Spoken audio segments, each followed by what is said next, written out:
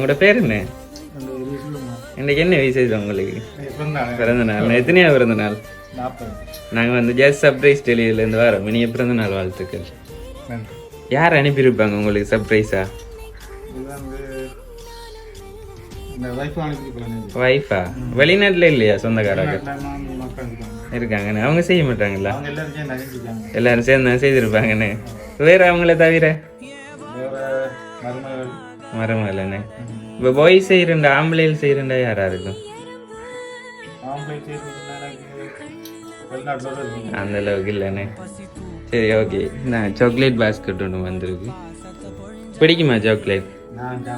சாப்பிட்றேன். கொஞ்சமும் பிடிக்காத சாக்லேட்? ஆசை சாப்பிட்றேண்ணே.